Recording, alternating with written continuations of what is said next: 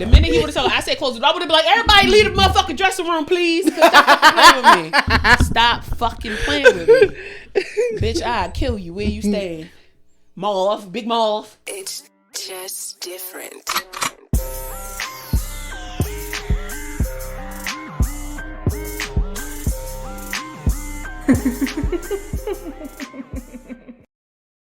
Not even. That's so wild. Like, what the fuck made you think you could do that? And don't get me wrong, I've been in churches where they've done that type of shit before. But to my granny point, it was kidnapping then, it's kidnapping them. Oh, well. I ain't never had that. Shout out to them. Yeah, shout out to the people. They okay, so the only time they have locked doors was like later on because people were starting to like run up in the buildings and stuff. Who the fuck what? For heinous activities? They were starting to like do weird shit around the world. Like it wasn't even happening in our area. I don't think. I don't know to be exact. No, but I feel it though. Yeah. So they were just like, to be safe, we gonna lock the door, and they had a ring cam. So like if you needed to come in and you could ring the doorbell, they will let you in. It's so sad. So it's not like a you can't go out. It's a we need to protect who's already in here. I remember there was a time where churches wouldn't even lock the doors of the church. Like even if nobody was in there, you would always be able to get into the church. Specifically the church that I grew up in, like I vividly remember so them that is saying a thing. like the door downstairs is always open. The door to the chapel is always open. Oh. And I mean, it went on for a year. I'm talking decades. I didn't know that was an actual thing. I always see it in shows where people go into the church and nobody's in there, but like they just are able to. It's mainly from my knowledge. Correct me if I'm wrong. If you're the Catholicists out there, most Catholic churches, I believe, do that. And I'm just like, nah, that's what's up. You feel me? Everybody should have a place to go, you know, to get peace or whatever the case may be. But I just feel like everybody just be using like Christianity in vain, or just religion right now in general in vain. It just seems like a very thin teetering line. Yeah. But Marvin Sapp would have got beat the fuck up. Like on some real nigga would have bum rushed the fuck out of that. It's nothing that you could have done to keep me off of Big Mouth. Would have bum rushed the fuck out of that goddamn 40 grand though? 40 grand. And then he was, first of all, this would really piss me off. Motherfucker talk about something, and you get paid to be here, so open up your wallet. How the fuck? Who gets paid to be there? He was telling the people like in the pulpit. He was like, y'all get paid to be here, so open up your wallets. He was like, if you got a 20 and you like a member of the clergy or whatever he was saying, he was like, you need to put that 20 back and pull out 100. Like he was really policing niggas' pockets. Yeah. Yeah, I would have socked that man. That nigga's going to jail. Somebody said that day he would have saw the worst in me. I said no real shit.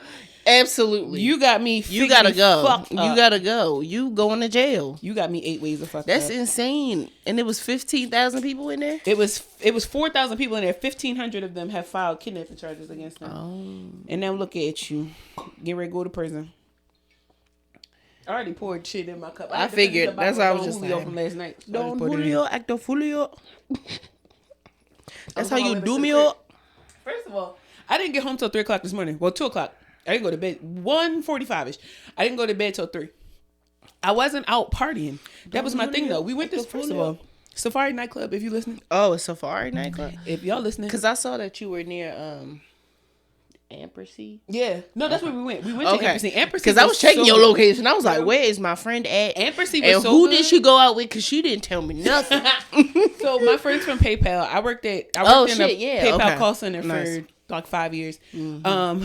One of my really close friends, Tierra, shout out to UT, turned 40, and so I'm talking beautiful black people. Like her father is such a handsome man. Her stepmama, beautiful motherfucking woman. Like everybody in the group just so fucking pretty. You know, people put clothes on. You know, whole celebration. Yeah. It was such a good time. Go to Ampersy. First of all, Ampersy's customer service is ass. Okay, we had one waitress. Is that one of those what's that collective of restaurants, the racist ones? Is it one of those? You know what? It might be, but it was so many niggas in there last night that it would have been hard to tell. Now, will I go back? No. I might. Yes. That crab cake and them fingerling potatoes was so fucking good. And the motherfucker, I had oysters Rockefeller last night, and lie to you not, I've eaten oyster Rockefeller maybe like 12 times in my life. Top 3 oyster Rockefeller. The breadcrumb was still crunchy by the time it got to the table. The spinach, everything was still nice and hot. Delicious. Didn't eat nothing. And then one of the other girls in our group, she had raw oysters. She said the bitches was busting. That makes me want to go to Mothers on a Half Shell. Today? And I don't even fucking know if they still open. Mothers on a Half Shell isn't open down in Canton, but it's one in Cockeysville. Okay. Yeah. But I mean, we could go grab some oysters today. Oysters like $2. Yeah, we went. Go to motherfucking Safari last night. One, this is why I realized why we don't stay home. Like when we go out of town, that's why we party. Because here, the amount it's of too close to home. Not even just that. The outfits. Now, you know me. I'm not Mrs. Put that shit on. But yes, you are. Yesterday was in fucking sane. The outfits in that motherfucking party. First of all, I don't give a fuck how it sounds. When you're 35, 45 years old, put your butt cheeks away. Put your butt cheeks away. I'm not even talking like the bubble skirts with the butt cheeks out. I'm talking raw ass cheek. One lady like had on some see-through shorts. Like you could literally see her whole butt cheeks, black thong. She was in. I do feel like after you get a certain age, you should stop wearing shit like that. Or you should go somewhere where that's appropriate. Because Safari nightclub is not where it's not. So Safari nightclub literally looks like a big ass kiddie disco on the inside. Oh, so maybe that's why they felt like, because at the kiddie disco anything was going. That shit. I've never been, but anything was going from what I heard. Last night it just was their shit. No, that one nigga was getting it though. To the guy that was doing this. And every time the beat changed, he would just either slow it down or he would pick it back up. I like it. When I tell you, he was like my favorite person all night long. But I didn't drink in there. Okay. I didn't do like any dancing. It just was not the vibe. Like even T was just kind of like, I'm never coming back here. Yeah. It just was not the vibe. The DJ was ass. How long did y'all stay? Like an hour and a half. Okay. But it was $20 to get in. Anytime that I have to pay a code, I would say anything to go there, I feel like it should be worth my $20. It should be. It wasn't even worth my $20. Because I'm sure it was hella people in there. It was a gang of motherfuckers. Y'all made y'all rent for them. Nobody was attractive. Oh. A couple people stank. It wasn't the vibe. One girl looked real cute. It was a lady in there. I won't call her a girl. It was the young lady in there. She was definitely younger than us. And she had on this all white fit, but it had like some cut. And she wasn't like, flat stomach, whatever. Because it's just, you could tell that she felt good in her skin. She looked really good. Her homegirl had on like this nice red dress. And they was just having themselves a good time, dancing with guys. Sometimes when I people watch too hard. Yeah, she was. I was in their lure all night. Like, yes, you are probably 20-something years old. And you are having your fucking way with these old men. Rightfully fucking so. Rightfully. Buy me a fucking drink. Yes, get that shit, girl. Because Pop-Pop was definitely throwing dick in the front. What? He was getting that shit. She was throwing it. That's right, girl. You know you're not going home with him, but he here for a good time, not a long time. I fuck with it.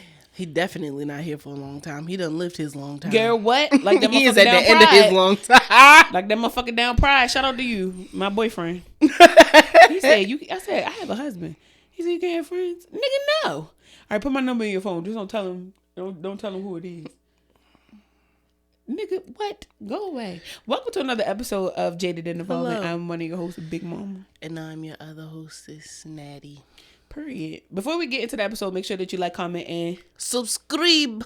Period. One more time. Subscribe. It better light up in Spanish. Period. We always love when y'all come back. Make sure that you guys are commenting, and subscribing on Spotify too. Did you see the one comment that we got on that YouTube short? Yes. She was just like, I'm glad somebody's saying something about B. Simone and her weird ass sister. Yes. I was like, and that's why the fuck we talk about people. All the time. There's somebody out there that's just like, you know what? Hell yeah. I meant to tell you like 3 episodes ago, we never got to that question. You said you had a question from somebody. We never got to it. Not City's question. You said you had another question about like what was too freaky. It was after that. You said you had another question too. We never got to it. I don't know if you can find it or what. I just didn't want to forget. I was driving here like, I don't think we ever got to that question. Unless it was City's question. It was City's question. Oh, okay. Yeah, it was City's question. It was probably another episode where I was just like, no, I'm going to come back to that, and never came back to it. And I don't remember what that is. My memory shot. Even before I started smoking, my memory was shot. I feel like it was the trauma. It was the depression, block everything, erasing my memory. Like Men in Black standing in front of me, shoot, like get that shit out of here. I be forgetting shit. Yes, so. But y'all don't forget to like, comment, subscribe. Make sure that you follow us on Spotify and Apple, specifically because we look at the charts, and guess what? It's no nigger bitches in the top like 25. There's no black women. We need some fine negresses up in that. Because Candace Owens don't count. She's like number 5, but we don't consider Candace Owens to even be human at most times, so she doesn't count. But yeah, we want to get in on the charts just in general, right? Horrible Decisions was on the charts for a really long period of time, and then y'all even knocked them down a couple pegs where they deserve like all the accolades and all the good things, kind of like pioneers for Black women in podcasting. So please make sure that you guys are like commenting and subscribing. I don't care who was out before them; they're the ones that really made me start listening to podcasts. Like, better know it. I was listening to it with George, and I was just like, who are these women? Like, they talking. They made it. I was like, okay, having candid conversations about damn near anything, like as women, a thing. And women, look at what they've done. So it's sheer proof that your guys' support definitely does work. And so we're just gonna always preach that, not just for supporting us, but supporting any other independent Black podcast. You see us shout out Learn Lionel a lot. You hear us shout out Eat Your Heart Out. You hear us shout out Talk Your Ish with Rashawn. Yes. Of course, like those Philly pods, but again, like Horrible Decisions Decisions now was on a network, or before they were on a network. Good Moms Bad Choices before they were on a network. All of these different places, Jokes on You pod, all of these different independent podcasts still deserve all your likes. Sent me their podcast. I was like, oh shit, I was listening to them for on and off. They are hilarious. They do remind. I'm like, how are you us? Is we y'all? Is this play about us? Right? Is it what? And shit. It went in my mind and out that quick. Keep talking. Hold on. Yeah. I'm about to find it. So before we actually get into the episode, before we start giving you guys recommendations, we have so many different things that are currently happening. If you guys don't know, now you know. Natasha and I co-founded a company called Shesoteric Media, where we educate Black entrepreneurs, Black content creators, Black business owners, small Black business owners, in the knowledge and information that they need in order to scale as far as business is concerned, as far as tech production is concerned. So if you guys have content creation questions, if you have questions about monetizing your platforms, all of those different things, make sure that you guys follow us and you guys go check out our website, shesotericmedia.com. I finally got the bitch back up and running correctly. You guys will see changes and stuff happening to the site because like our digital access pass is getting ready to go live, which is our Patreon space for that business, where you guys get all the information, as well as the Collective Mixer and the Collective Cookout, 2 huge things that we're working on that are already a thing. And if we don't tell y'all about it, how y'all niggas gonna be there? The Collective Mixer is going to be hosted here at the studio, South Carolina Studios, sometime in I think like May or June. Yes. And we want you guys to come by if you're a small Black business owner in like wellness brands, like spirits. So any alcohol brands, if you guys own like a wellness company, if you're a brick and mortar, if you're in the cannabis business, doesn't matter. We want you guys to come out and be able to network with one another. If you're a content creator looking to work with other companies and brands as far as like collaborations and campaigns are concerned, we want you guys to all be in the same room, being able to integrate and get to know each other. So there's nothing really like, you know, strict or rigid about the actual event itself, but we'll be here all day. So like really come and bring your portfolio, bring the different things so you can talk and kick it with people. Make sure that you follow us again at shesotericmedia.com because that's where all the information is going to be. And on Instagram at Shesoteric Media. The other thing is that Collective fucking Cookout. Listen to us when we tell you this is going to be the blackest fucking time. Think about your 1999 family reunion. That shit. That's how good we want this shit to be for Black business owners. I was going to say freak Nick, but not freaky. Yeah, literally. Create Nick is going to be, you feel me? Create Nick. We might have to maybe we might have to you feel me? But it is going to be a really good time. We're currently working on solidifying the venue, working on if you want to DJ, if you want to be a part of this, food, all those different things. If you are a Black business owner, Black chef, if you Black, bring your ass over here. We're going to find something for you to do. Literally. Hey. We're going to have interest meetings virtually. We're going to have interest meetings in person for people who want to volunteer. Yes. If you guys want to donate, if you want to pitch anything to us, if you have a brand or a business and you guys want to sponsor it, we're currently looking for $5,000 and $10,000 sponsors. To some people that does sound crazy. to anybody who has the money doesn't sound crazy at all. Because we want to give away 100 backpacks to 2 different schools. Yes. We want to be able to get these babies back into school, having the things that they need. If we could give out like some laptops or something like that. That's why we're shooting so high for that amount. So, and we're gonna make it. For sure, we're gonna make it. We have some really great people helping us. We're developing a team of people. So don't think we just being here smoking and yapping, y'all. We are business women, nigga. Okay, what those white guys don't show you is what we are showing. Is what we are showing you. We just don't do the lines of coke. We just smoke. That's all we're doing is smoking. That's it. They do lines of coke. That's why they don't show you all that business. Because period. And shout out to Philly, man. We have so many things that are happening just between like the Baltimore to Philly pipeline for us is insane. You know? And so it's a really good time. Yes. We are really excited. Can't wait to give you guys more information about those projects.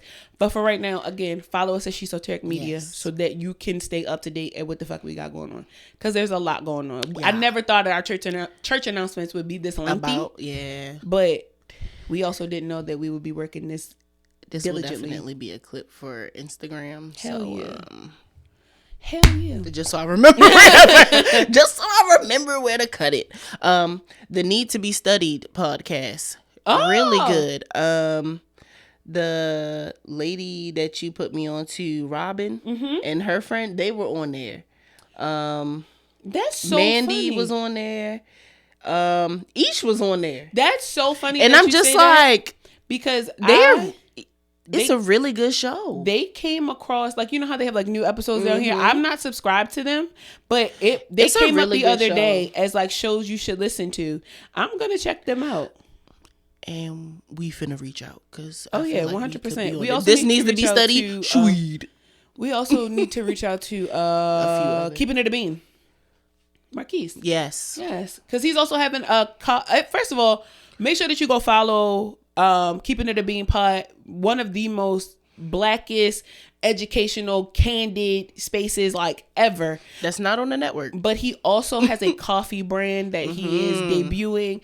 Black entrepreneurs is going to have their way this year. Like, trust. And we know that this sounds crazy at the top of an episode for some niggas like us, but that's the whole fucking point. That there's niggas out here that look just like us who cuss, yap, shake ass just as much as we do. Get into the business, get into the money. Because regardless of what's going on in the world, we truly do have, true control over what the fuck is going on with us. I don't like all the fear mongering that some of y'all black ass people are doing. I get it. Y'all scared. Some of y'all got insight. Shut the fuck up. Yeah, literally. Shut the fuck up. Unless a meteorite is coming to hit the earth. Unless it's about to hit where the fuck we at right now, like whatever is going on. Like, yes, I do read some of the stuff because there was a post that was just like, for my non-American followers, what are your countries telling you? And I went down and I was just like, well, of course your country is saying that shit because we are very aware that this is some bullshit going on. Listen. But let it be torn the fuck down. Like, let them do what the fuck, because they are literally gonna fuck themselves over. I think that they think that they're smarter than what they... That's the funny. I know that they think that they're smarter than what the fuck they are, and they're fucking themselves over in the end. Like, I don't even have to be in the politics to know that this shit is gonna backfire on their fucking asses. I just love how they be in the office like, yup, whole time wrong as fuck. Like how the if fuck you guys don't know anything about the news, I'm gonna tell y'all how fucked up how the fuck are y'all using a signal chat to talk about war top secret shit codes? Y'all was getting ready to drop, but y'all old as fuck. Like, that's the thing. Like, everybody talks about we need to get these old ass people out of the politics, but y'all using signal to text. The thing that made it funny was when the writer, the actual journalist, came out and said like, yeah, like, y'all niggas put me in a group chat. They was like, no, we didn't. So he made an article. He was like, all right, well, what's all these screenshots right here? He literally screenshotted the top of the conversation all the way the fuck down. From the time he was added until literally like the last text message went out, he gave complete and total proof. They got up there on a congressional board and said, I have no idea what the fuck you talking about. So you're committing perjury under the federal law, and this bitch still gets to keep her job. This is the type of shit that we talking about. This is what the fuck we talking about. Do not, and I repeat, do not allow this same government that is this motherfucking stupid to put you in fear of having a good life. The same way y'all don't take our big asses serious, don't take them serious. You should be paying more attention to us than you are them hoes right there. That's why we trying to get y'all in this belly, bitch. Subscribe, bitch. Since you want to talk about it so much. The fuck? Niggas Jesus. still commenting on my fucking body. On our bodies. I will beat y'all the fuck up. If you want to eat my coochie, just say that. That's all you have to say. You can't bully yourself into my pants. Fuck you. I could bully myself into yours though, cause you easy.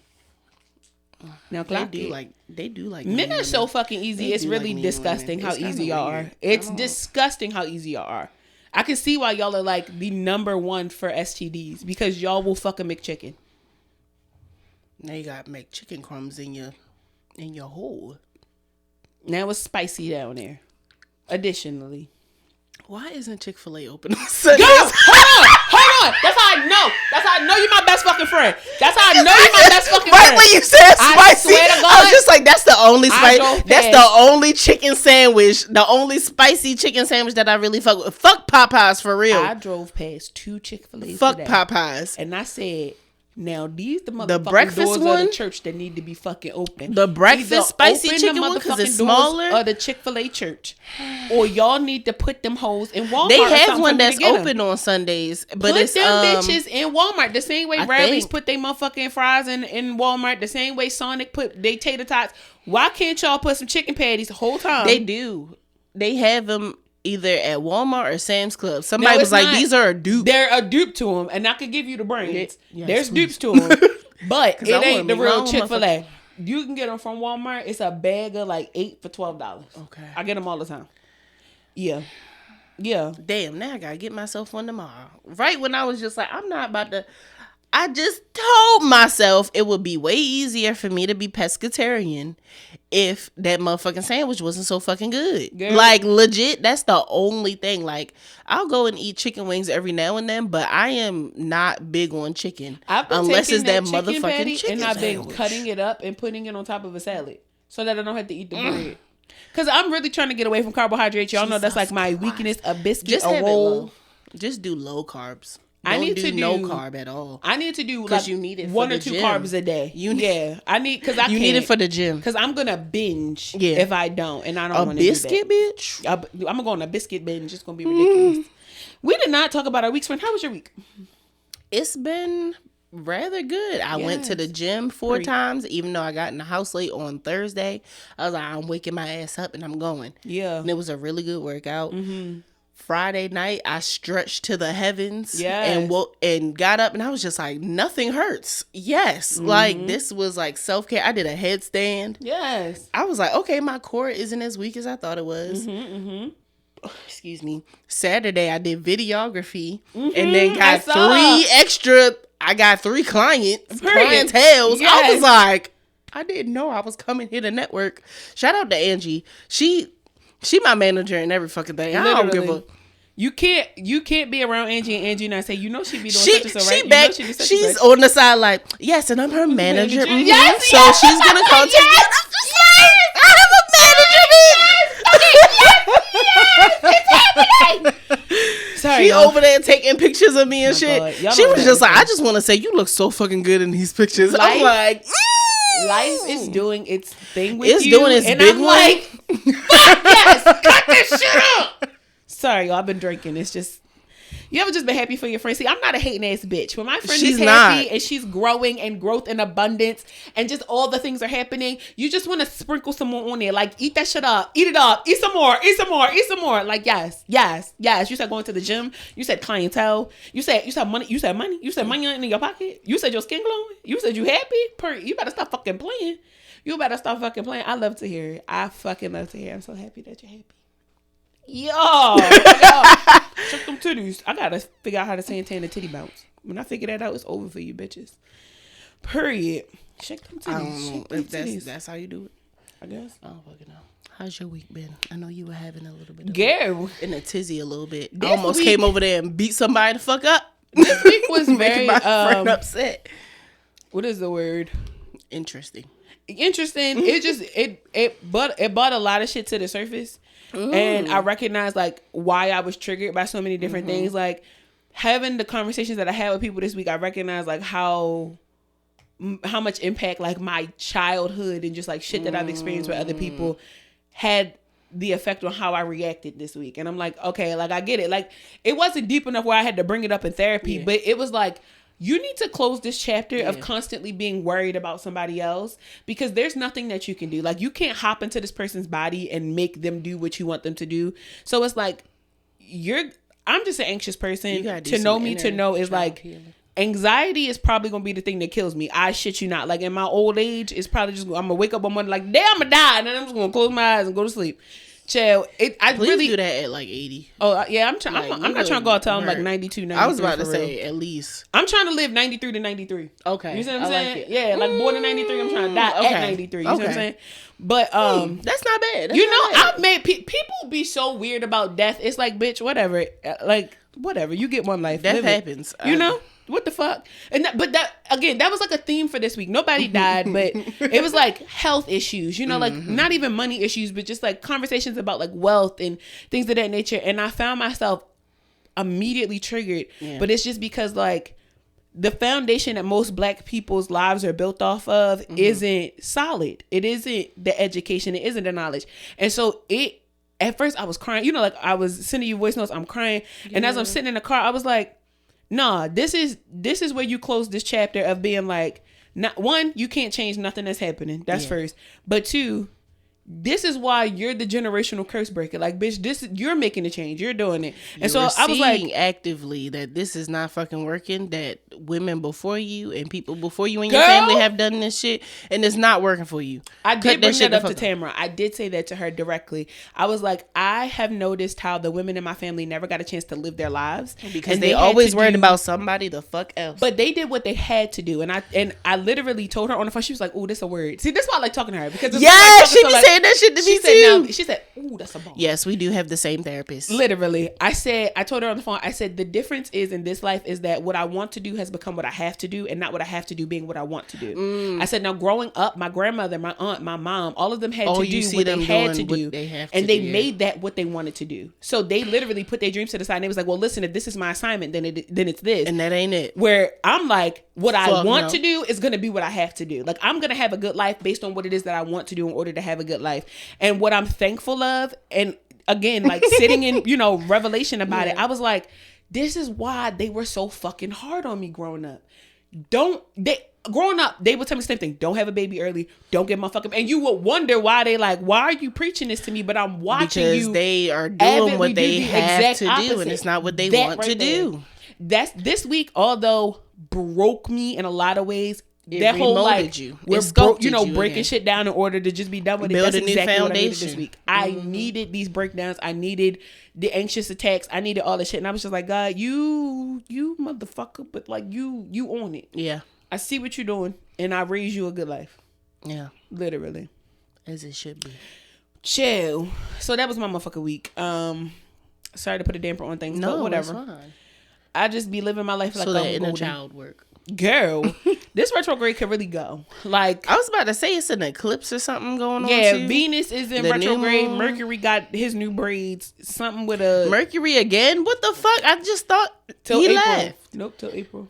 Something in conjunction with something else. Child, I don't know. Something about a Pisces. I gotta put my phone down more, because yesterday when I was getting ready to leave out the house, I was having like little tidbits come up in my mind, and I was just like, all right then.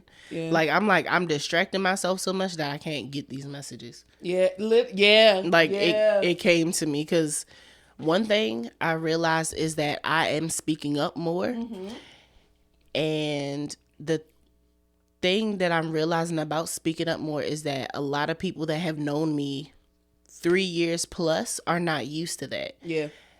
And what I really want people to understand is that I am understanding that I have to be a little bit more outspoken, because before y'all met me, at least like within this 6-year gap, before y'all met me, I wasn't outspoken. I was keeping everything to myself, and I almost wasn't going to be here anymore. Yeah. So in order for me to continue to be here, I have to keep speaking up for myself. Outspoken does not mean that I'm being disrespectful. Being outspoken means that I'm going to say what the fuck I have to say. And how you feel about it is how you feel about it, but I'm going to keep it moving. You better know it. I don't ever say anything out of disrespect. I never say anything I don't mean intentionally. And I get it. Intentions cannot always be read, but that's with you. Because if you're offended by anything, the fuck that I have to say, knowing that a whole bunch of people around me are just like, she don't even get down like that. That's how I know you triggered. That's how I know I got you triggered. That's you and you only. I'm setting heavy boundaries. When I have to keep bringing up my fucking boundaries to you, that means you can get the fuck going. I don't have time for this shit. Once I set the boundaries and you disrespect them the first time, I'm done. Like, I'm over continuously going back and forth about, this is what the fuck I feel and this is what you're gonna have to do. And people trying to slither that, bitch, it's also no, kind of you peculiar can't. That boundaries get to be one-sided. You see what I'm saying? Like, anytime that I feel like an empathetic person or a person who's on a spiritual journey or whatever the case may be, when they set a boundary, the boundary is not 100% to the benefit of that person. There's always a compromise here. Because it's like, at the end of the day, it's not like I don't want to lose you, but I don't mind losing you. You see what I'm saying? I would love to keep people in my life and not have to worry about setting boundaries. But it's like, in order to protect me and my spirit, in order to protect me and my mental health, I have to set these boundaries so that people don't have me fucked up all the time. Because now I'm over here resenting the fact that I didn't speak up for myself, the fact that I didn't put my foot down. Like, Deontay Kyle made a really good word. That's another one. Grits and Eggs podcast. Yes. I actually need to start listening. He literally said, the biggest thing that Black people need right now is love. He said, and he 100% understands that. He said, but what are you willing to do for what it is that you love? And I was like, that's that shit right there. Because if you love something so much, you're willing to go to war for it. Like, sometimes you're not going to be. It's not going to be peaceful. At all. Love is not always peace. At all. Speaking of which, there was a podcast that brought up the fact that community isn't real. And I just want them to understand that I feel like community isn't real to them because they don't know how to honor their full selves in front of other people.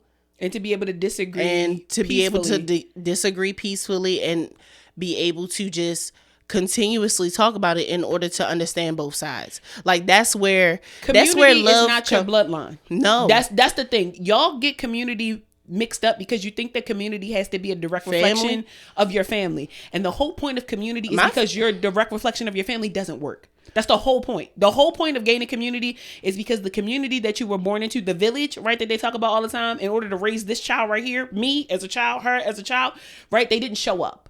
They didn't do their fucking job as a village to their full extent. The village that did show up was not related to me by blood. All. So now that I'm old enough to choose family, right, and to have community, you can't tell me that community is not real. This my community right here. My husband is my community. My best friend is my community. You feel chosen family. So when people say the community isn't real, community is not real because you want somebody to tell you yes all the fucking time. And it's the fact that somebody said that it has been like a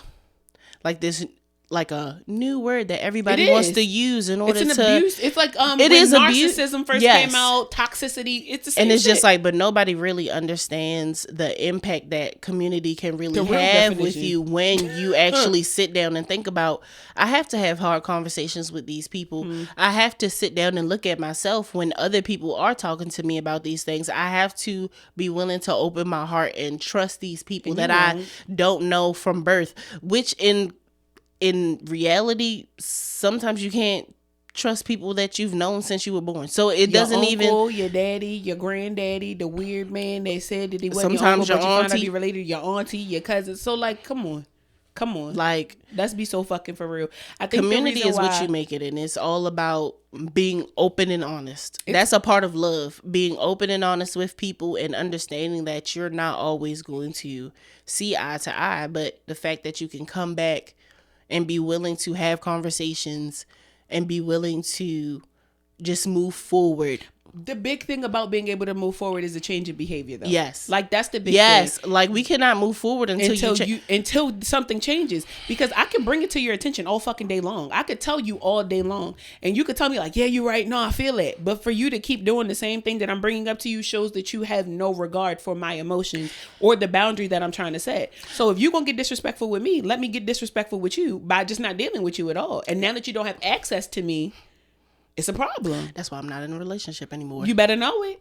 Sometimes you really have to separate yourself from a motherfucker, like real shit. It's like just honest, like there's setting boundaries and not being respected. There's nothing wrong with it. And having it. to continuously repeat myself and you saying, I hear you, but nothing is changing. But then sitting up here and making an excuse of... And you're not listening with your heart. Because to listen with your ears means that you just heard what the fuck I said. To listen with your heart means you heard me, you received me, and you're willing to change. But making an excuse of, oh, everybody doesn't change as fast as you. But if you see that I can change what the fuck but if you see that I can change when you say that you don't like something like that, because I love you and because I don't want you to be triggered all the fucking time or feel like you walking on eggshells around me, why the fuck can't you do that for me? And that's why I'm single. And I'm not gonna say that shit again. That's why I'm staying fucking single. That's why I cut people off quicker than I've ever cut people. I used to give people the benefit of the fucking... I'm not doing that shit no more. I like peace. I like peace. I like my shit turned up, but I like my peace at the end of the day. When I get in that bed, I'm not trying to think about like, damn, like, why would they say something like that to me? Or did I stand my ground when that... No, nigga, I said what the fuck I said. You don't like it? Okay, bye. I'm gonna start cussing. At this fucking point, at any point in your life, right? Relationships, specifically in romantic relationships, because platonic relationships are something totally different. Yeah. Romantically, I'm gonna say this and I'm gonna say this one time only. No, it's a huge difference because now we fucking. I'm gonna say this and I'm gonna say this only. The minute that I trust you enough for you to fuck me is the minute that I know that you are able to change anything that it is that you don't, that seems to be a problem or a mishap, right? Mm-hmm. Because you'll change for what it is that you want. Yeah. Like, that's the thing, right? So, like, when pussy's on the line, when dick is on the line, and somebody tell you that you need to do something, you'll do it. Or you'll do it in a heartbeat. Especially when it's something you've really been yearning for. But all of a sudden, it's a fucking problem when the pussy has a boundary, right? When the dick has a boundary, when a relationship has a boundary. And what trips me the fuck up about people when people say like, oh, well, you know, people don't change as fast as you change. The thing about it is, bitch, when you brought it to me the first fucking time, I did it. Like, that's the difference, because I wanted you and I want this. So when you don't change immediately, right? Like when you see an immediate change in me, that means that when you brought it to my attention, I listened with my heart enough to receive you and to say, you know what? The action that you're asking me to take does not cost me anything. I don't need to go get additional resources. All this requires is a bit more fucking time that I have for you because this is what I want. The minute that you cannot respect a boundary in a relationship, you are already saying fuck you to your partner. That's it. That's it. So anything other than a changed fucking behavior, bitch, you could keep it. You could keep it. You can keep the dick. You can keep the money. You can keep the roof. You can keep the motherfucking car. You can keep the dog. I'm seeing so many women leave their partners. I'm seeing so many niggas separate from their partners. And at the end of the day, it's always because they don't feel appreciated and they don't feel heard. Only for the next person to get online and to make a video, or you feel me, you an earshot of a conversation, or the other motherfuckers coming to you and they want to plead their case. You know how I know that you want some bullshit? You know how I know that you full of shit? Because I don't see a change in your behavior, because now here you are complaining to me about something that was brought to you by a person that you care about. So I don't get it. Help a bitch like me who's very impartial, very unbiased. Help this unbiased bitch understand how you got enough sense to come to another motherfucker and plead your case about what you don't want to do when a bitch will turn around and give you literally the shirt off her back just to make sure that you warm. I call bullshit. Y'all niggas be full of shit. Y'all bitches be full of shit. People in general, in relationships, when you're not willing to compromise, you're full of shit.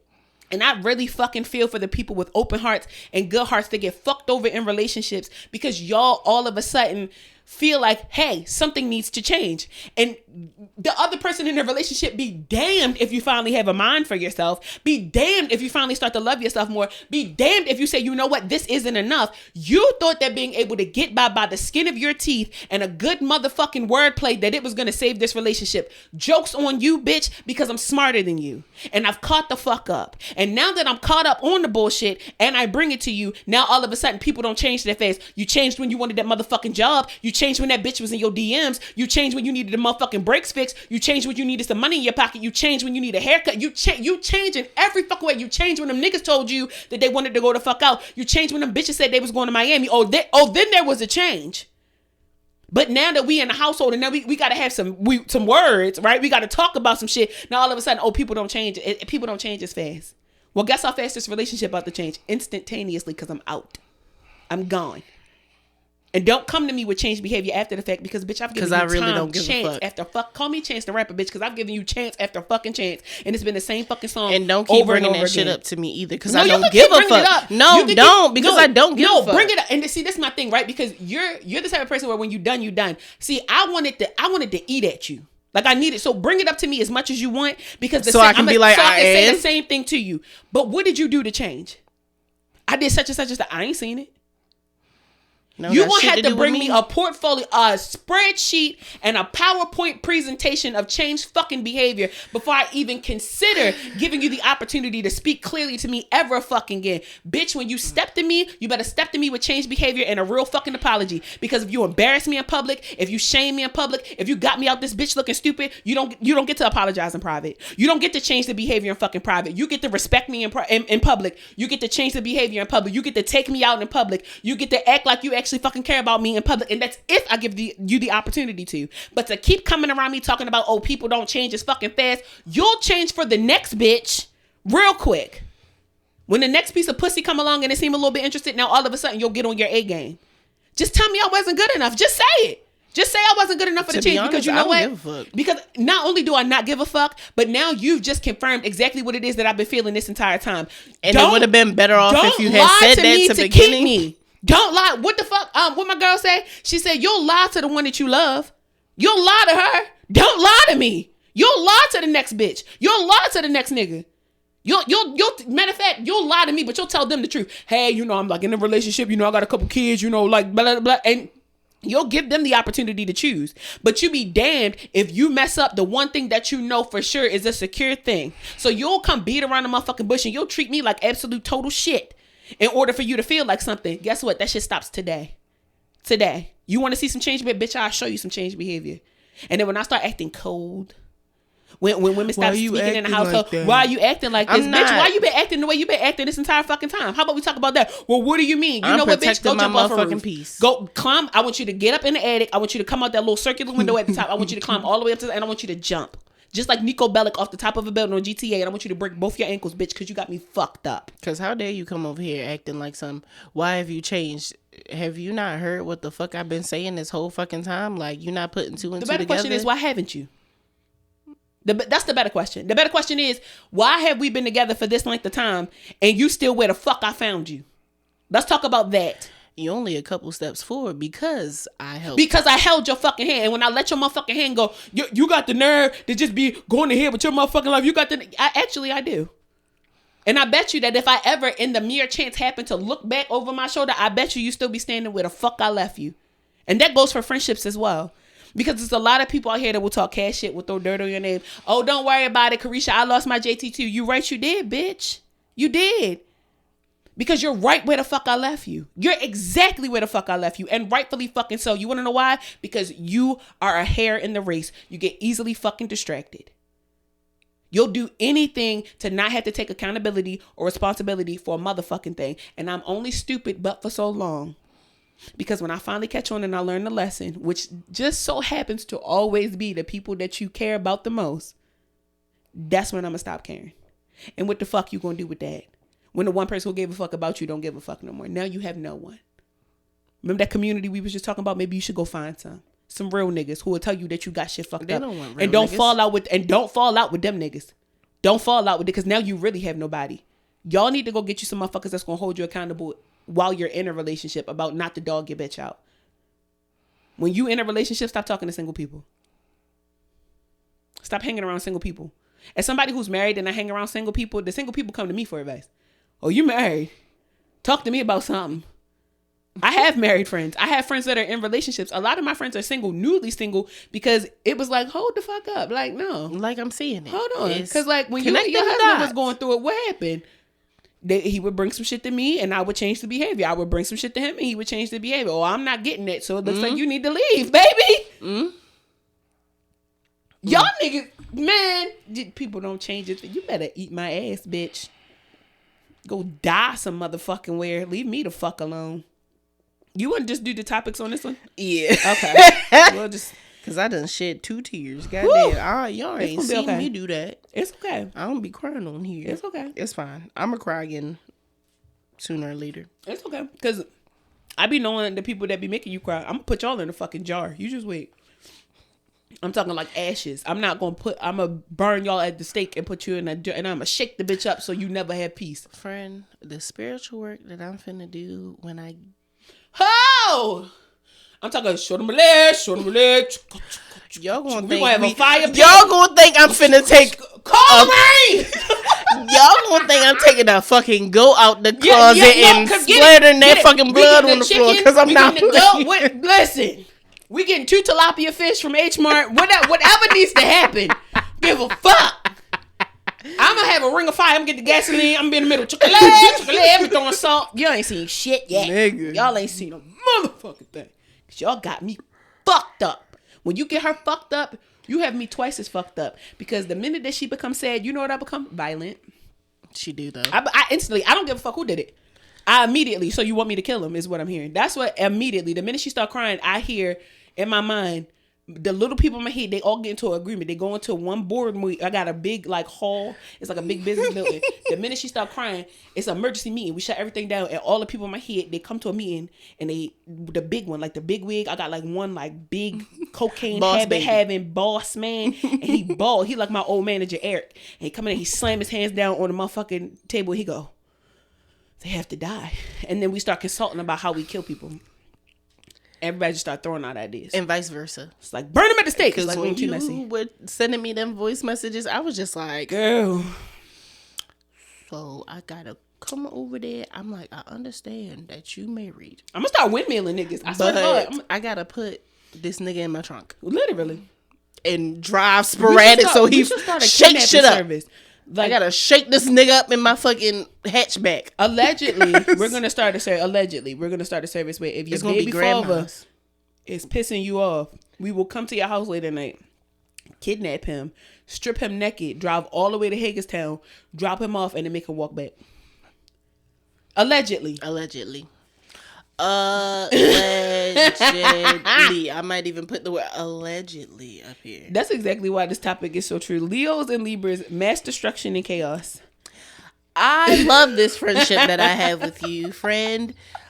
I was thinking about my friendship with Angie the other night, but like with you, it's very chaotic, but we get shit done regardless. Yeah. Like we be on that shit with each other. Like we'll look at each other and we can do telekinesis. Literally. We can do telekinesis because all our inhibitions are down whether we smoke, drink or not. Yep. We can be completely sober and we'll look at each other and be like, wow. Like the other day, the minute that you DM me what you DM me about the whole situation, I was like, this is so it's like she in my head. I said that exact girl. I said it made my eye twitch. I was like, I need to text my friend. I still want to talk about it. Like we have to, and that's why we have to get. I feel like I need to go down. That's why we have to get oysters. Oh my God! Yeah, I gotta do something. I got a couple dollars. I need to do something. Okay, favorite chaotic moment in our friendship. One that we can talk about.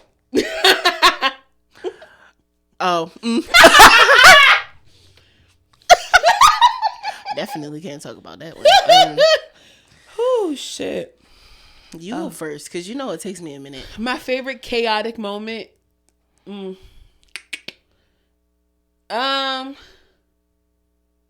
I think it wasn't chaotic, but I think it was when we were in DC going to Planet Word and we had that like conversation in the car, and it was just chaotic because of how it came up. Yeah. We were just literally sitting there waiting for our call time to use our tickets, and we hadn't been drinking or nothing. We had just drank coffee, but we were in sober. The car, and it was just like this chaotically emotional moment of like you crying and me crying and just kind of getting to the lore of I feel like why we work so well together. Yeah. Just like why we would have been really good friends in our teenage years. I think it kind of like fused that there was so much emotionally happening, and it all just needed to kind of like come out at one time. It was such a good crash out. It was early in our friendship. It was very early in our friendship. I was just like, this is the emotional crash out that we needed. Not gonna lie, I appreciate having you as my friend right now, because I'm not friends with any of those friends that I had in my teenage years. Like, even when I think about like, oh shit, I might see them like pop up on Instagram, on TikTok, where I'm just like, how the fuck do you still have my number? I still have the same number since high school. I gotta change that shit.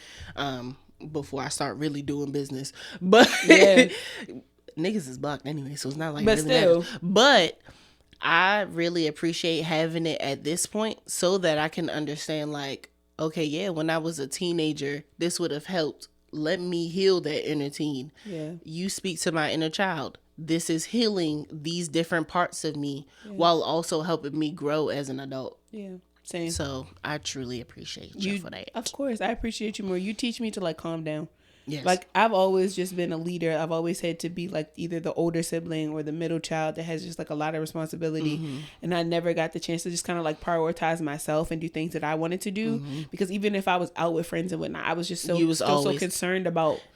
We had that conversation too. You were just like, yeah, because if I see you get uncomfortable, I'm gonna be like, are you okay? And then we can leave. And I'm just like, I can adapt. Yeah, I'm only gonna be uncomfortable for like a good 5 minutes, and then I can move on. Like, let me stand in my corner for a good minute, because I gotta observe the scenery, and then I'm do what I gotta do. It's always just been like, oh, we come up in a function. Somebody make me uncomfortable, I'm gonna make them uncomfortable. It's just kind of like. Or we could go, like we could also just leave. I never had that, or I would have moments of just kind of like, like having a good time, and somebody would just come and kind of like pop my bubble of being like, oh, you having too much fun. You too much energy, you too much light. Nigga. And it's just kind of turn that shit the fuck up. If you ever see me out in public, you'll notice like I get on the dance floor, I'll dance, I'll have a good time all the time. But you will notice that at a point I do kind of like just go to the back. Yeah. When I feel like I'm doing, like I personally feel like I'm doing too much, or like I don't like a lot of attention. As a Leo, we get a lot of attention. And I've heard this from just like a lot of people. Or when you're just really extroverted in general, zodiac aside, people gravitate towards you. I'm the type of person where I got about 6 people before I'm like, I have to go over there and nobody can speak to me for at least 45 minutes, because now I feel like I've taken over the party, or I've taken over the situation, or it's become more about, and that's never my intention. Mm-hmm. But if a line dance come on, hell, I'm gonna be the first motherfucker on the floor. Why is that a problem?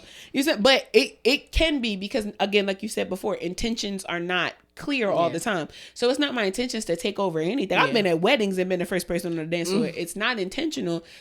I think my ass is just, have a good time. I got ADHD. I'm triggered. What you said, we dancing, like that's my thing. Where you're the first friend that's just kind of like, get that shit, yeah. Instead of being like, girl, sit your ass down. I'm just like, she did it. You don't know, like that's what I mean. I just like, just let me get it. I just want to get it. I just want to get it. My favorite chaotic time was in Charlotte. Everybody just kept coming, talking to us. Like, I don't know if people would be like, where's Chakras and Tasha? But it's like, for some fucking reason, everybody just knew where our room was all of a sudden. And it's just like, do. Y'all, one time we had smoke, we started stretching. It was just like, y'all teach stretching? I'm like, every time we do something, somebody's like, y'all teach that? I could, but no, I don't. Like, I just be stretching for real when I'm high. Like, just in general, because I now gotta get limber. Yeah. Because when it's hot, because I can get into it. I can really get into it. Like, the pain don't really be paining. Like, no. But when it really get to getting, like sometimes when you smoke, people don't recognize when the body high kick in.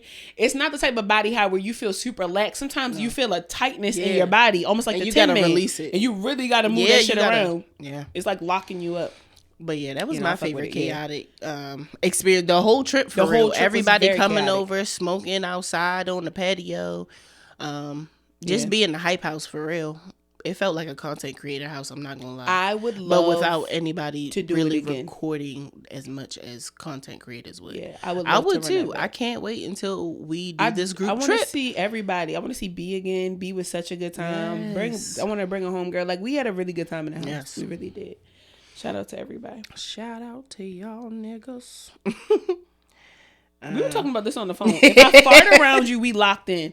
Farting is, first of all, I always announce when I'm about to fart or if I have farted. It could be loud as fuck, but I'm going to be like, I farted. I don't. I just be one. I got to claim it. Like, as long as it's not loud. If it's loud, quiet, I'd be like, There's nothing worse than a super funky fart that you wasn't expecting to, and nobody addresses it. This smell in this room, it like, you just ever been in a room, somebody fart, and you just like, this is insane. Something died up there. And the fact why that would you not say anything? 2 or 3 people in the room, one of the 3 of us has done something peculiar in their pants. Admit to it. But I feel like if you're comfortable enough to fart around somebody, then you lock the fuck in with it. Like, that's your person. We basically go together at that fucking point. She was just like, what were you saying? You was just like, oh shit, give me your keys. I gotta go fart in your car now so we can make it official. I gotta make it real official. Because I've definitely farted in her car. Yeah, I gotta go fart in your car, and I gotta christen it. I swear, I'm like, farting around people does make it more like locked in, because it's just like, you done smelled. Once I take a shit at your house, I live there. Like, certain things just have to happen.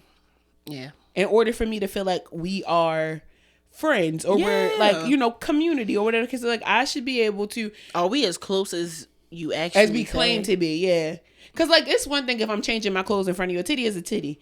But for me to fart, that's like an internal thing that's happening now externally. Like, I can release this. I can fart. I feel comfortable enough to unclench my asshole and make this happen. Yo, because you're a safe space for me. You're a safe space. My cuss out this week. I already started cussing, but this kind of goes into with it.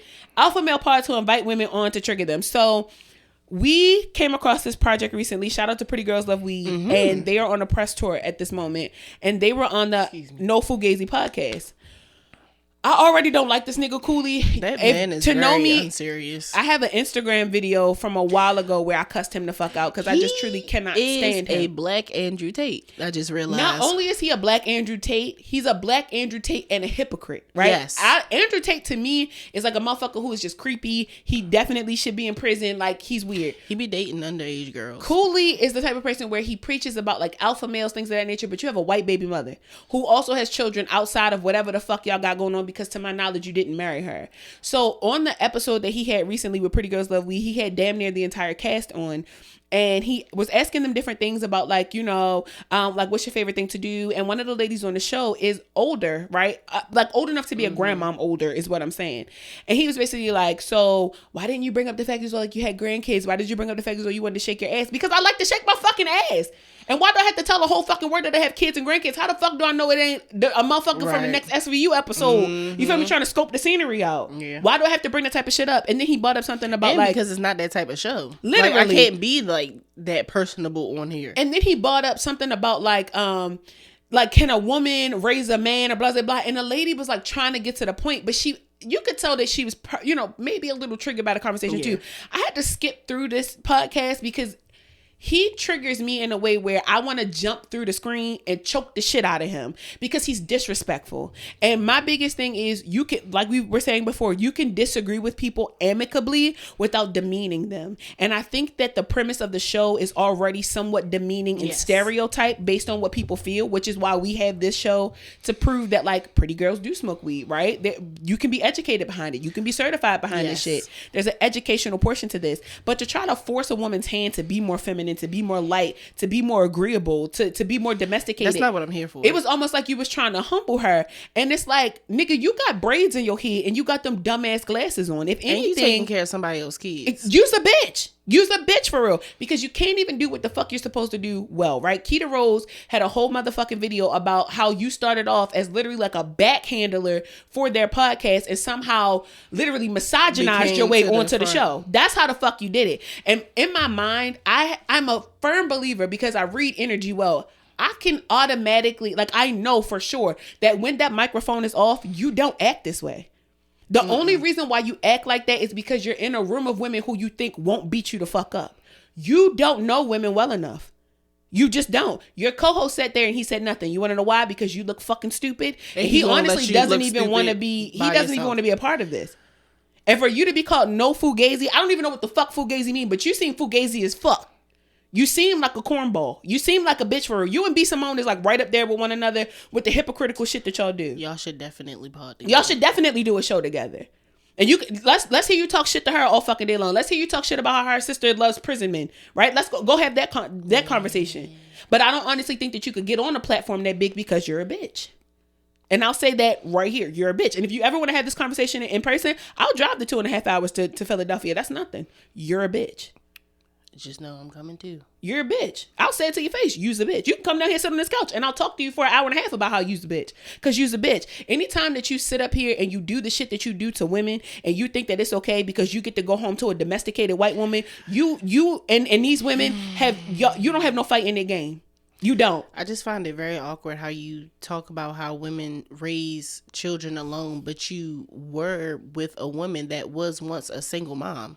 You're with a woman that was once a single mom. None of those kids are yours. And the thing that you're taking care of somebody else's kids. You talk about people that do shit like that, and yet you are the poster child for everything you fucking talk about. And God knows what the fuck you trying to teach them kids. Like that's my biggest thing, is that you're supposed to be a role model for some people, and you have a very large platform. So it's almost like, because I know that you're educated, right? Y'all know I like to cuss people out, but again, cuss them out in love. The thing about it is, I know that you have a skill set, right? Because we've seen that based on your ability to produce these podcasts. We've seen that you have the ability to yap and run your motherfucking mouth. We've also seen that you even seem to be a seemingly attractive man. But you know what the fuck makes you ugly? The fact is, you're a bitch.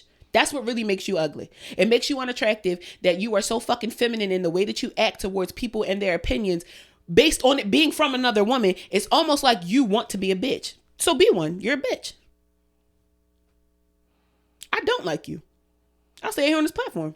And again, I'll say it to your face. You's a bitch. I don't like the way that you treated my homegirls, even though they just my homegirls in my head right now. I don't like the way that you treated my homegirls. I don't like the way that you disrespect women. I don't like the fact as though you will hop on the bandwagon of another man disrespecting another woman when all the fuck you have to do is step up and actually be a genuine fucking man. And I know that you have the ability to be a genuine fucking man, because when you talk, you even talk like you actually have some type of care in what it is that you're speaking on. If you would just come from an empathetic place, even for a second, all the places that you would go a lot fucking farther in life if you cut the motherfucking braids out your head and stop being a bitch. That reminds me of the man, that video that Akira sent us about, I'm not changing my clothes to, to cover my tattoo. And I'm just like, and my comment that I left on there, which people have liked and nobody has like debated with me about, is if she wore something that you didn't feel like was appropriate for wherever y'all were going, you would tell her to change and expect her to change. So why the fuck can't you do this one thing for your woman setting? Whether it's formal, informal, whatever. As a black woman, as black people in corporate in general, you know that certain things just, we already have so many eyes on us. You don't know what she goes through in that job every day. You know what she comes home and tells you. So the fact that she felt compelled enough to say, hey, babe, do you mind changing your shirt? Your tattoos. It's the fact that she was just basically like, why the fuck? I'm not changing shit. But to your point, like if y'all was going to like, let's say a kickback or something, and she came with some low ass shorts on or something like that, you gonna tell her to change. And I'd be like, I'm going to a kickback. What you mean? And your first defense is gonna be, but I'm your man. Okay, but she's your woman. My biggest thing, and the fact that I feel comfortable enough to wear this when I'm with you means that nothing should happen while I'm in your fucking presence. But you know what? So that says more about him than it does her. Yes, very much so. My whole thing, just in general, and I'm gonna say this and I'm gonna get off my soapbox. If you don't like bitches, stop dating them. Y'all. Point blank period. If you're gonna disrespect a woman, what the fuck is the point of you dating her? And it's because you lack authority in your own life, and you feel like as long as you demean this woman enough to keep her, that's what's gonna work. She's going to pour hot boiling grits on your genitals while you sleep one night when she gets fed the fuck up. Stop disrespecting these women. Snapped is a show for a reason. Stop. Go get yourself together. Go be single. You know what? And I say this and I'm saying it because it's just the reality. Not that I agree. I would prefer that you dog out a dozen women over a 12-year time span than for you to waste 12 years of one woman's life dogging her the fuck out for those years. Because if she you, it's warranted. I'm gonna say it every time. I just she didn't off get it. you because you've been dogging her this whole time. A lot of people would be like, "No, she should have just left." When you dog a woman out for so long, her self-esteem is very low. She feels like she can't go in. So when she finally gets that shit back up, she might go to jail. And you because she's just like, I let you sit here and talk to me any type of way. And it was how dismissive knowing these what niggas be. Go ahead. You can go ahead with that. You can go ahead with that. You can go ahead. Now, what if she come back? Now she done gone ahead and gone to the car. Now she done gone ahead and gotten a purse. Now what? That, all right. Now what? I'm gonna go ahead with that. Right. Now what? Like, why y'all always think that? Like, I don't understand. Like, why do y'all think like when you see a woman immediately you like pussy? She's not gonna hit me. She's not gonna. And I'm not saying this because like I'm the first person that'll tell you I'm not violent off rip. I'm not. Like, you gotta build that up. You really have to build. So when a woman decides that she's gonna put her fucking hands on you, she has exhausted every other including running. She has exhausted every other fucking option. The only option for peace at this point is for her to put her fucking hands on you or to put a bullet in you. That's or to stab the shit out you. Some women be trying to walk away and y'all be following them. Y'all will manipulate the shit out. Y'all will see her leave and then she be gone for 2 fucking days and now you on her line bothering her again. And it's these niggas with these podcasts. It's these niggas that's disrespectful. It's the niggas that don't want to shit. Like, it's a certain caliber of nigga. And I really feel like all y'all niggas should get together at the same compound y'all Mike Jones had in South Africa and drink that same thing of Kool-Aid. Because my God. Y'all should just do the He-Man Woman Hating Club and just be a little rascal, stymie. And go over there. You stupid bitch. I can't. Sorry. There's definitely a reason why I carry pepper spray and a knife. That knife is deep in my bag. I just don't get it. I don't ever know when somebody might try to. Why y'all like this? Me. Leave women alone. If you're gonna disrespect women, because of the horror stories that I've heard. If y'all are gonna disrespect women, don't. How would you like it if somebody walked up in her and just smacked the shit out your big ass mama? What would you do then? If you found out that your sister problem. If you found out your sister was being put in a headlock every motherfucking night, like, or is it that you hate women so much, right? And then I gotta blame your big ass. You know what? This is the wormhole. We'll talk about this on another episode because then I gotta blame your big ass mama or your absent motherfucking father. But that's a conversation for another day. Fuck y'all. Specifically you, Cooley. Fuck you. To hell. With gasoline drills on and the dick up your ass. Just because I have a coochie, don't ask me for nothing. We're not cool like that. I saw, shout out to Meech on Mars. But yeah. He literally posted, he was like, why are y'all so weird around women? If you just talk to a woman, you'd be surprised. He's going by that name again? No, he's just Meech. But most people know him as Meech on Mars. So Demetrius Harmon? Demetrius Harmon, for those people who... Because I just watched his video the other day. But literally. Ahead, I'm sorry. He was saying like, y'all get so weird around women. Like, you feel like you can't have a regular conversation with them. And he's like, it's the fact that y'all go into it almost, and he didn't say these exact words, but what I got from it is there's a manipulative like tone to a lot of conversations that men have with women when it's just like, be her friend. Y'all be trying to demean. It's so okay to have, like, I have male friends. They have me as a female friend. We've never touched genitals, never bumped uglies. We can be friends. They can come to me and tell me things. They can talk to me. Vice versa. I can go to them and I can talk to them. And they're genuine fucking conversations. And when sex comes up, it's about sex with somebody else. It's not about, well, if we ever had the chance to fuck. That doesn't come up. Mm-hmm. So it's the fact that y'all feel the need to just... Can you just talk to women? And not think that you got to get consent. And honestly, I'm going to do the vice versa. Same thing with women. Stop trying to get a man to provide. Stop trying to get him to trick off and pay for food. Be okay with having a male homeboy. They open doors, girl. They will pay the tab. They will pay for the nails and the feet. But you got to stop acting like a damsel in distress every fucking time you talk to them. Let them know that you got a certain level of independence to you, that you got a certain level of intelligence, baby, because they are going to manipulate the situation.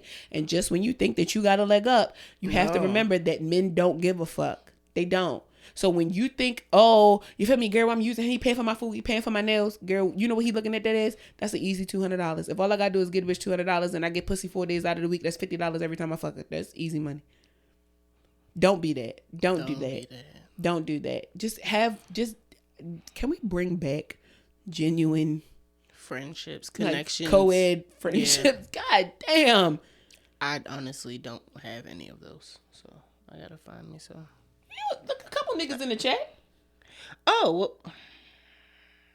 Not every nigga in that chat is a seemingly decent nigga.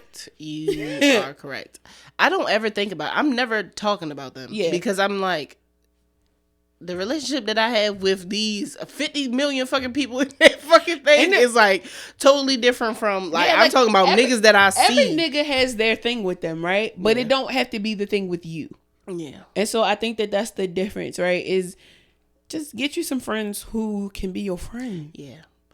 Speaking of which, shout out to the people that I networked with. Yeah. Those young gentlemen that I networked with. They were very sincere, and I felt like very good energy from them. It wasn't weird. It wasn't like you're talking to me about business, but you're also looking me up and down. It didn't feel like that. Good. It was just like we is here. We is talking about business. We is talking about, our hobbies and shit. Shout out. That's how I know it's true, because she hasn't brought y'all up in conversation like since anything happened. She hasn't been like, girl, I was at this event, I was at the thing. And so I don't have to kill any of y'all. Great job, y'all are guys. great people. I hope to see y'all in the future. We love y'all. Shout out to y'all. There are some good. He's a good man, Savannah. He's a good man. Savannah. Okay, I am not into football, right? But me and my husband, we was talking the other day. I didn't know what the fuck was going on with this. I love when my husband brings shit to me, and I can like find not a spiritual spin, but I can find like a spiritual spin on things. Because we was talking, and like I'm trying to understand football. So to know me in real life is to know I only understand football at a live game. I need to be able to see all sides of the field. What the fuck is going on? The cameras and shit jumping. It's too much going on. But I'm starting to understand like football players, the positions that they play. Next season, I'm going to see if I can get my anxiety calm enough to pick a team outside of the Ravens and actually watch the season through. Like that's one of my goals, right? My foot of plots for the year. But so my husband was saying that it's this man. His name is Ashante Samuels, right? Okay. And Deion Sanders is this old man with a fat ass nose, and he teach college football now. But apparently Deion Sanders then played like 50-11 sports. Like he like a Michael Jordan. You know how Michael Jordan did like all that shit? Baseball. Yeah, Deontay Sanders, apparently he did all this shit, right? So he played basketball too? He did everything. Probably in college. So Ashante Samuels ran 50 interceptions on average for his career recently, right? Deontay, like each game? No, just in like total, right? So I'm gonna put you on. Deion Sanders has also run 50 interceptions within his career. The average is less than 30. Oh, okay. So when Ashante Samuel said, to get more than that, my bad. So when Ashante Samuel said that he was like up there as far as, I guess it was like wide receivers or whatever the position is, that he was up there with Deion Sanders. Yeah. Motherfucking Club Shay Shay with them tight ass clothes on was like, nah. Had a conversation with the one with the fat ass head that looked like a coffee bean. Ocho Cinco. That be head button bitches. I was having a conversation with him on their show. Conversation with him. He play football? They got a pod together. Yeah, Ocho Cinco play football. Why am I thinking he's like a MMA fighter? Because he looked like one. He looked just like a Ninja Turtle. But he was saying like Ashante Sanders, he can't Samuels, he can't put himself up there like, yes, I think you're great. I think that like you had a really good, like you have a really good career, but you can't say that you up there with the greats, big dog. And so I was talking to my husband and I was like, what makes this such a like what gives Shannon Sharp the right to make this statement? Is it like based on age or wisdom, whatever the case may be? I was saying to my husband, I said, well, if this is a case about like numbers, right? Like even if we think about this at like work. So if at work, you're telling me on average, the most a person, I don't know, like the most a person in sales, let's say the most a person sells to a person, let's say cars, right? It's 60 cars a month. And then you have a young nigga that comes in, like a nigga that's fresh out and he sells 60 cars within his first month. Why can't he be put up there with the greats? Even if he do it in his first month, right? Because he came out the gate meeting the average of somebody that's been there for decades. Yeah. So how I looked at it is like, you can't shit on my accomplishments when the work speaks for itself. That was the whole point of the conversation, because my husband was saying like, like I kind of feel how like Shannon Sharp feels because, like at the end of the day, Deion Sanders has done so much. And I'm like, I hear what you're saying, but this man has managed to make the same average amongst his career the same way another nigga was able to. So if this probably nigga can at the same age, if you're not just doing the same maybe shit quicker. My whole thing is, if my number and your number matches up, it doesn't matter. We both goats. all this stemmed from the fact there's some type of move or something that they do on the field, right? Some type of shoulder work or whatever fucking called it, line work or something they said. And Deion Sanders made a statement at some like ESPN interview or whatever, like mid-game, where he was saying like whatever work that Ashanti Samuels was doing, like it wasn't the right shoulder work or whatever the fuck. And Ashanti Samuels felt a certain type of way about it, which in turn started the whole conversation of, oh, you can't put yourself up there with the greats. My work speaks for itself. Just because I don't do it how you do it doesn't mean that it's still not great work. Just because I'm not, you feel me, like working to the best of what you believe is my ability. If I ran 50 interceptions and you ran 50 interceptions was ran. Doesn't matter like how that shit works. If I pop pussy for 30 niggas and made $30 million and you pop pussy for 29 niggas and made $30 million, it doesn't matter. I just had to fuck one more nigga to get the rest of my money. It still makes me great. You see what I'm saying? Yeah. Like it's still, I don't understand how people like to shit on other people in certain levels of profession because the way that they went about getting to their superlatives or their accolades came at a different rate. Yeah. And that's the other thing about old people, right? Like Deion Sanders is an older man. This is why I feel so strongly about old people not speaking on young people all of the time because what the fuck was appropriate in 1985 NFL? I was just about to say that. And what's appropriate? The rules have changed so much in football. The fact that this young man has been able to do that is probably well above what the fuck Deion Sanders was doing. So I feel as though he's definitely above them because anything was going back then. That's what I'm saying. Anything was going. You could have fucked somebody's shit up. You had a helmet made out of leather. Like I get it. I completely understand again why people feel the way that they do because it's like it's just the age thing and I hate that shit because what? Because why does the age matter? If I'm doing the same shit you doing, why can't we both sit and be like, yeah, we both accomplishing some shit? Like I don't understand. Like when you were my age, you did the same shit I was doing. I'm doing it. Like congratulate me. I don't understand. Congratulate, support. That's why young niggas is young niggas because ain't nobody sitting up here congratulating them or acknowledging the fact that they're actually trying and doing something great. That's the problem. We don't like to speak on what men don't be doing all the time, but y'all really need to get it the fuck together when y'all look at younger people doing things great and y'all sit up here and hate on them. Like that doesn't make any fucking sense. I would, as a 29-year-old, if an 18-year-old had and her best friend had a popping ass podcast like ours, I'm not about to sit up here and shit on them. I'll be like, do that shit. Get your words out. You are excelling. Or if they come to us and say like, hey, I want to learn how to do such and such. Or I see that y'all do such and such. Bring your ass over here. Come over here do you want to sit down and see how we do it like in the studio or do you need us to come like you need to show you virtually? What is it that you need? I love to see an old man tell a young nigga, come over here, let me show you something real quick. That's it. What? Coochie throb. What? Come over here, let me show you something real quick. Grab that wrench, get up under that sink, and then if you turn it 3 paces to the right, okay, unhook it, jimmy a little bit, you jimmy, and then all the water comes splashing out the bottom. And the nigga go, oh, okay. See, like, you see what I'm saying, young black? That right there, coochie throb. Love it. But you know what y'all do? Come here. Let me trade a little stupid ass something. Reason why the sink not working is because you didn't get up under there. Twist 3 motherfuckers. Get your old ass under the sink and twist it 3 times then. Show me how I put in my time. I done did, because you talking shit. No. Get your bad knee having ass. You putting in your time is never done. Never done. You gonna have to keep with showing the way y'all with the way the black men be talking, you would think that women, young people, nobody would ever know peace without them. And while it is semi-true, because I'm never above saying that I truly enjoy having a man in my life. Some women will say that they don't need a man. I'm not one of them. Because I don't want to take the trash out. I don't want to deal with my car. I don't want to have to deal with raising a son. I do need me a man. Very much so. Yes, I completely understand that. I really appreciate men in my life. But I don't need me a bitch ass nigga. That's what I don't need a man that's going to pass judgment on the next. That's what women be meaning. They don't mean they don't need a man in general. They don't need these men that act like they're leading. And then whole time you over here trying to suck on my left tit like I'm your mom or something. Cause what the fuck? Like you perpetrating. I don't need a perpetrating ass man. I need a man that's gonna lead, do what the fuck he said, and be excited to do those things. I love when a motherfucker is excited because then I can be excited about it too. If you over here complaining about shit. I love when the nigga be like, listen, on Sunday, God damn, on Sunday, I'm going to take your car to the shop. Put this shit in the notes because I'm like, That just made me think I like about when nigga be like, listen, on Sunday, I'm going to take your car to the shop, but you going to ride with me. Because when they put the car up there, I need you to see what the fuck I was talking about. You said what? You said what? Because I want to see it. I want to see. Because I want to see Or my it. ass is something break. Come here, let me show you why it's broken.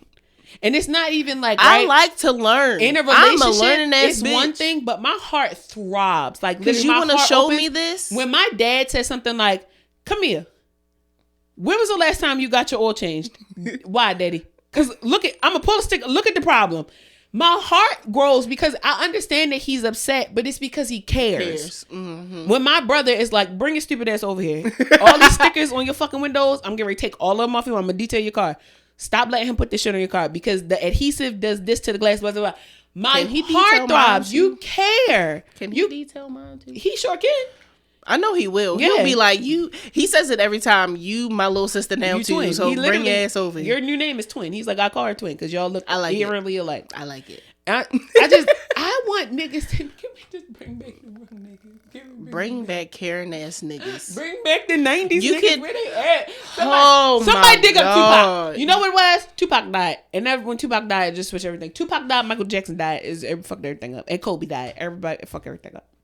And motherfucking Nipsey Hussle died. We lost all the real niggas. Once Nipsey died, I feel like that was the true decline. They like, we ain't got nobody to hustle and motivate us. We got no Fugazi Pod and Fresh and Fit. Fuck, we don't got shit. Sorry, y'all ruin everything. I hate y'all.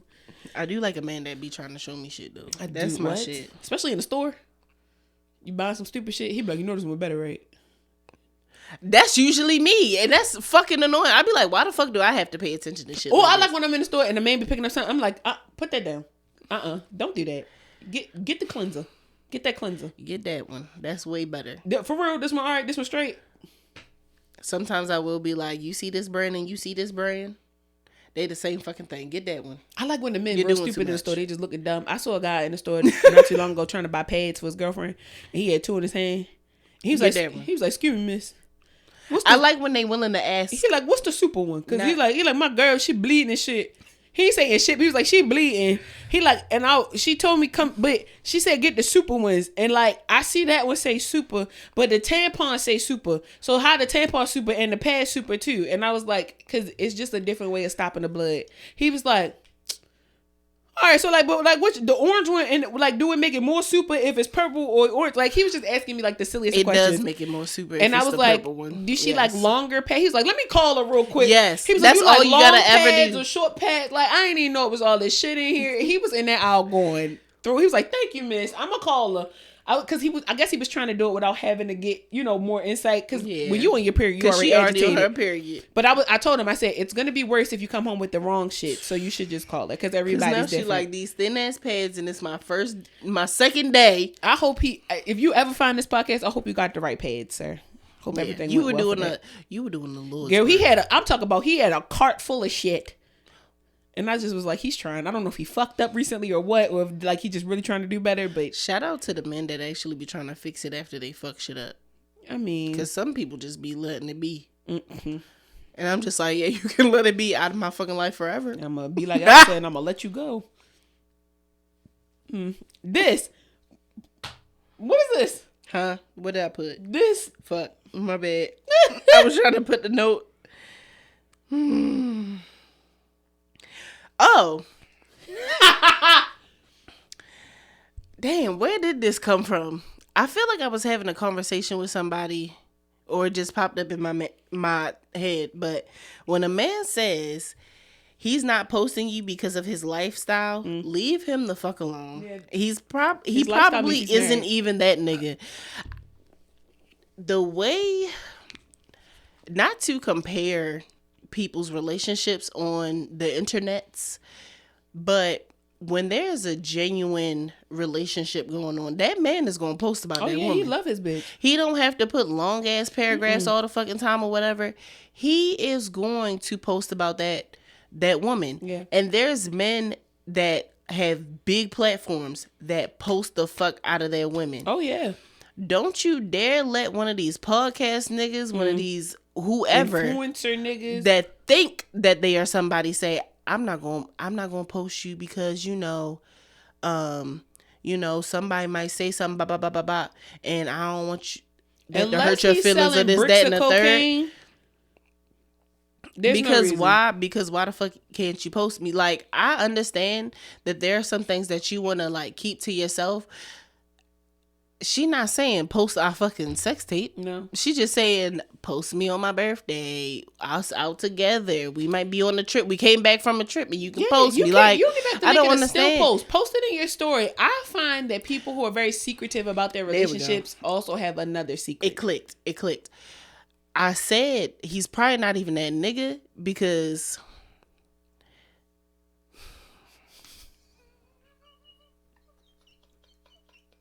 I'm finding it. One of my friends have recently found out that, like, looking at herself in her past relationship, he didn't want to post his girlfriend because she was the shit. And he felt like he wasn't good enough for her. That's really what was going on. It clicked in her head. It's an insecurity. Makes sense. I mean, it's okay to be insecure. I feel like everybody has insecurities, right? But to your point, when you're in a relationship, social media is social media. When you're in a relationship, like you said, you go on a vacation, you go to a nice dinner, you ain't gotta post your bitch every day. But like, bro, if we out, why can't you get a picture? Especially if she look good, I'm gonna post the motherfucker that look good around me. Walking away, like get that thing from the back real quick and put like, I hate to see her leave, but I love to watch her walk. Something. I just love when a man is super corny about his woman. I love when a man my husband isn't big on social media at all. I think he got like 90 followers. That's different, right? Though. Like, he really don't be post. I mean, like, he posts, but he really will don't. Post me. Yeah. He'll post our child.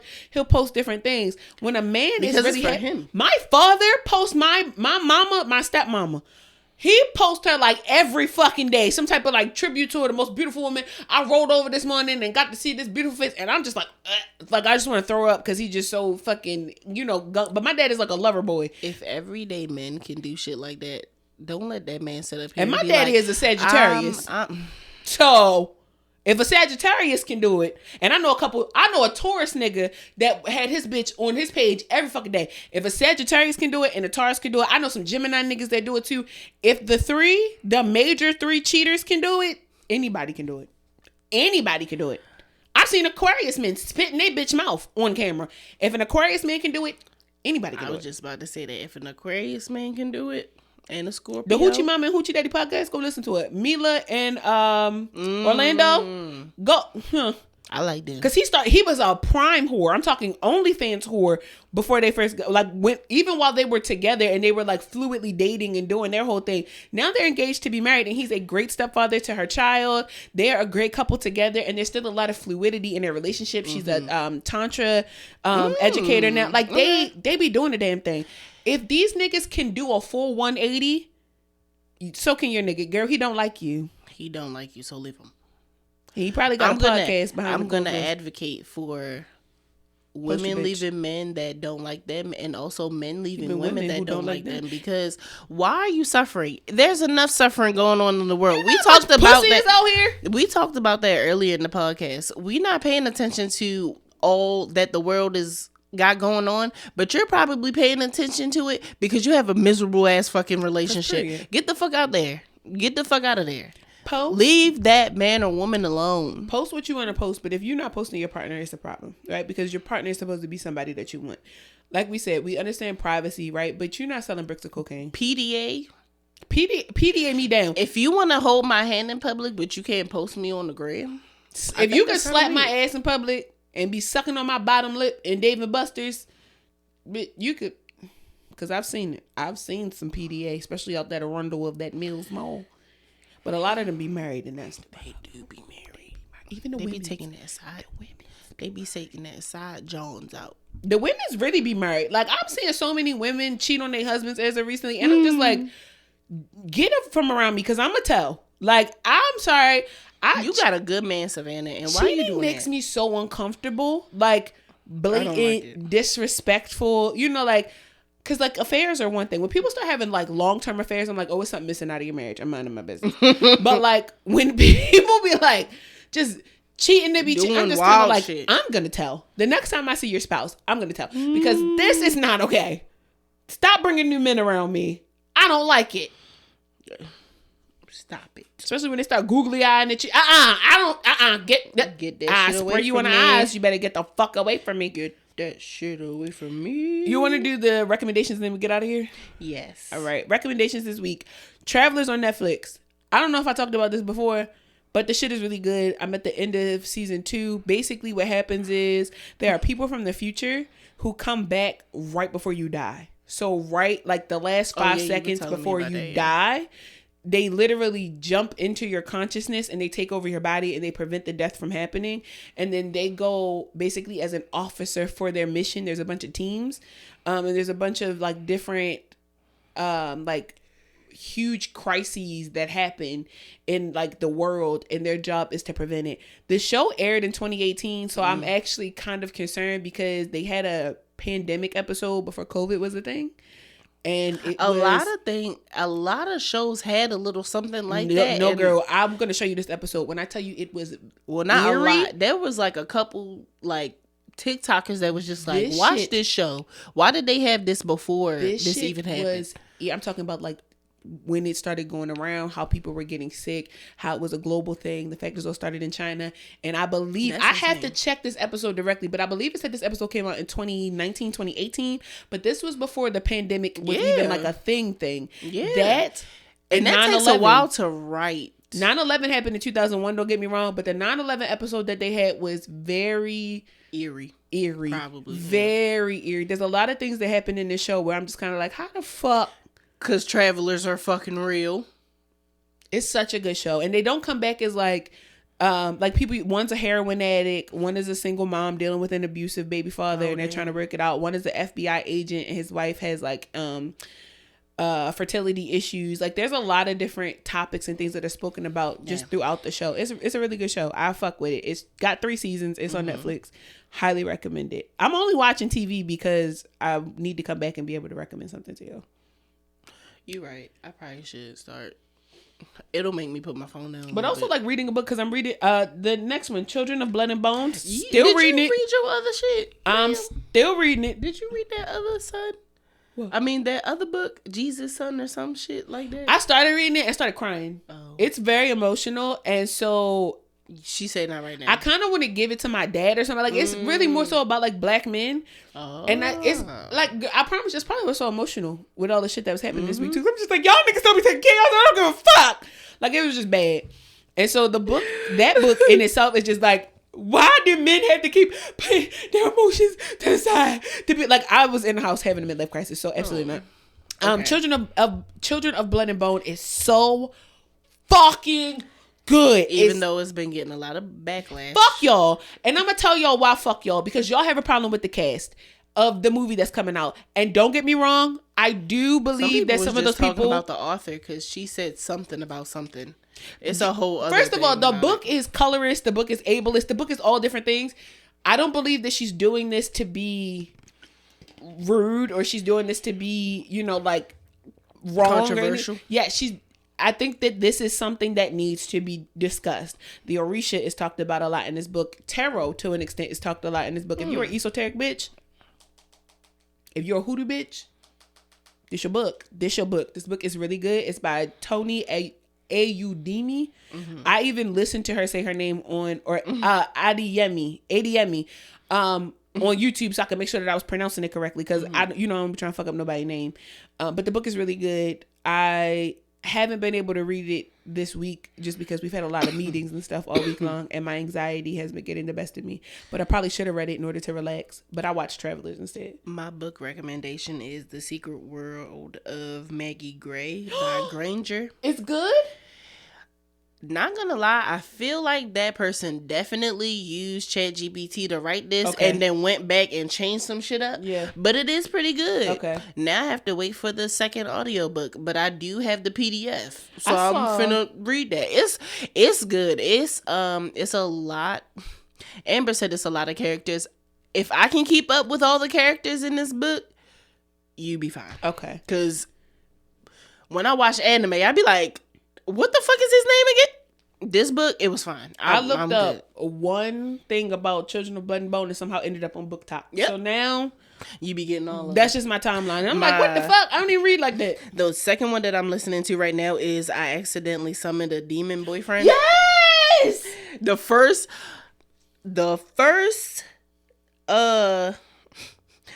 chapter is called Booty Juice. Mm-hmm. So you already know what the fuck it's on. It's black.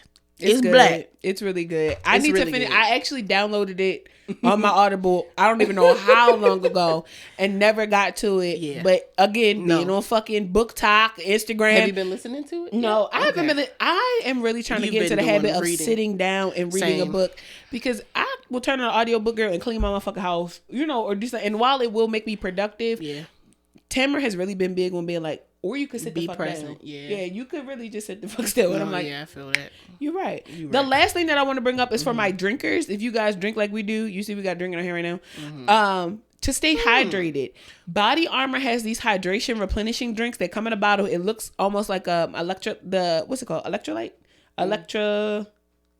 Something. The ones that you can usually get from 7-Eleven. Okay. Body Armor has one, and if you catch it at a 7-Eleven, by the time this episode comes out, the sale might be over, but they are $1 at 7-Elevens. Them bitches go. If I can take 12 shots, basically like a liquid IV, but better. Okay, because it's not as salty. If I can take 12 shots, 5 of them being gin, and I don't drink gin, that says something. That says something.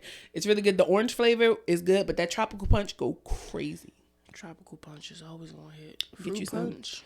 Make sure that you get you some. Yes. Make sure that you guys like, comment, and subscribe. We really appreciate you guys coming back. Make sure that you follow us at shesotericmedia.com. The affirmation for this week: do what your heart desires. Stop being a bitch ass nigga. Step out on faith and do what your heart desires, as long as it's not hurting nobody. And even if it do hurt somebody, fuck them. I'm talking about like offing people. Don't do that. I mean, don't let your intrusive thoughts win when you're doing what you desire. Listen to her this week. Don't listen to me. I've been drinking. I have too. I'm with whatever. Pour it up. I don't even know what it is. That's how I'm feeling. I don't even know what it is. Just give it to me. But yeah. Yeah. Bye.